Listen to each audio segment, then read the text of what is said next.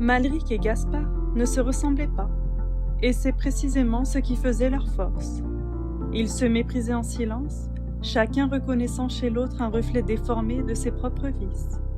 Leur relation n'était ni une amitié, ni une alliance loyale, mais un pacte tacite entre deux ennemis lucides, conscients qu'ensemble, ils pouvaient aller plus loin que seuls. Gaspard apportait le respect, les chiffres propres, les contrats bien rédigés et l'image irréprochable de l'homme accompli. Malric, lui, œuvrait dans l'ombre, là où la pression, la peur et la corruption faisaient plier ceux qui résistaient encore.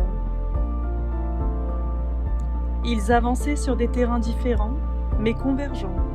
Lorsqu'une personne devenait un obstacle ou une opportunité, Gaspard apparaissait en surface, calme et rassurant, promettant stabilité et solution. Malric suivait, ou précédait parfois, fissurant l'intérieur, paroles cruelles, menaces voilées, manœuvres sales qui forçaient les choix. L'un détruisait sans se salir, l'autre se salissait pour que la destruction reste invisible. Ils se nourrissaient mutuellement de leur succès, tout en guettant la moindre faiblesse chez l'autre. Des familles furent ainsi lentement broyées, entre leurs méthodes opposées et complémentaires. Ce qui était arraché par Malric était ensuite légitimé par Gaspard. Ce qui était volé dans l'ombre devenait à la lumière parfaitement acceptable. Ensemble, ils bâtirent leur réussite et leur confort sur des ruines humaines, chacun convaincu qu'il saurait, le moment venu, trahir l'autre avant d'être trahi lui-même.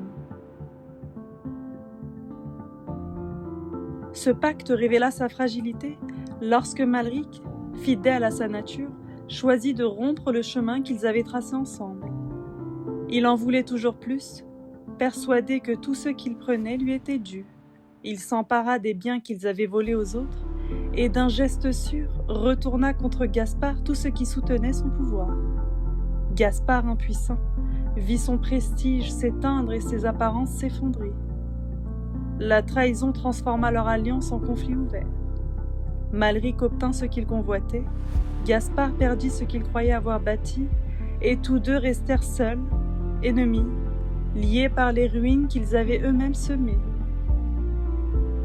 Cette union, née d'une intention malsaine, détruire pour s'enrichir, n'avait jamais pu durer. Le monde qu'ils avaient façonné ensemble s'effondra, emporté par leur avidité et leur manigance.